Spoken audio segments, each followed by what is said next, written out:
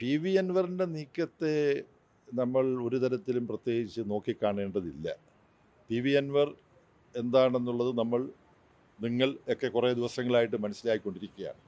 ഇപ്പോൾ നിലമ്പൂർ ഉപതെരഞ്ഞെടുപ്പുമായി ബന്ധപ്പെട്ട ഏറ്റവും പ്രധാനപ്പെട്ട കാര്യം ചെറുപ്പത്തിൻ്റെ കരുത്തോടുകൂടി യുവതയുടെ പ്രതീക്ഷയായി നാടിൻ്റെ മുഴുവൻ പ്രിയപ്പെട്ടവനായി എം സ്വരാജ് എന്ന സ്ഥാനാർത്ഥി, CPIM-ൻ്റെ കരുത്തനും പ്രഗത്ഭനുമായ ജനകീയനായ സ്ഥാനാർത്ഥി രംഗത്ത് വന്നിരിക്കുകയാണ്. ഇടതുപക്ഷ ജനാധിപത്യ മുന്നണി കൂടുതൽ വലിയ ഭൂരിപക്ഷത്തോടുകൂടി ഈ നിലമ്പൂർ സീറ്റ് ചുറ്റിക അരിവാൾ നക്ഷത്രം ചിഹ്നത്തിൽ മത്സരിച്ച് രക്തസാക്ഷി സഹ കുഞ്ഞാലിയുടെ പാരമ്പര്യം ഉയർത്തിപ്പിടിച്ചുകൊണ്ട് ജയിക്കാൻ പോവുകയാണ്. കേരളത്തിലെ ഇടതുപക്ഷ ജനാധിപത്യ മുന്നണി ഗവൺമെൻറ്റിന് കരുത്തുപകരുന്ന ഒരു വിധിയെഴുത്ത് നിലമ്പൂരിൽ നിന്നുണ്ടാകാൻ പോവുകയാണ്. രാജിവെച്ച് ശ്രീ അൻവർ ഇപ്പോൾ ഈ ഒരു തെരഞ്ഞെടുപ്പിന് കളമൊരുക്കിയതിന് ആ അർത്ഥത്തിൽ ശ്രീ അൻവറിനോട് നന്ദി പറയാനാണ് എനിക്ക് തോന്നുന്നത്. അതിനെക്കുറിച്ച് കൂടുതൽ പ്രതികരിക്കാൻ ഞാൻ ഉദ്ദേശിക്കുന്നില്ല. ഞാനിപ്പോൾ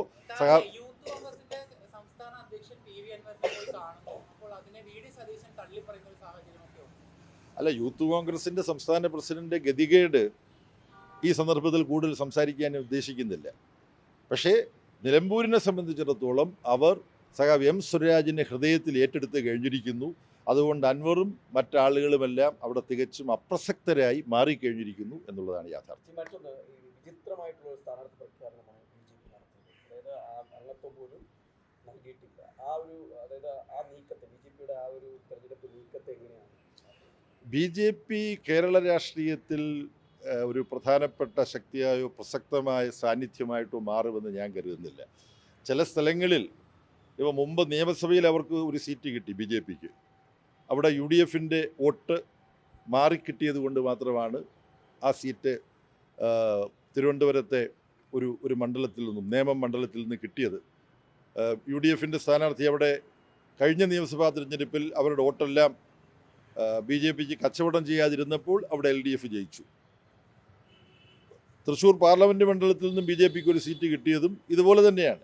UDF-ൻ്റെ വോട്ട് നഷ്ടപ്പെട്ടിട്ടാണ്. ആ വോട്ടാണ് തൃശ്ശൂർ പാർലമെൻറ്റ് മണ്ഡലത്തിലെ BJP സ്ഥാനാർത്ഥിയുടെ ഭൂരിപക്ഷമായിട്ട് മാറിയത്.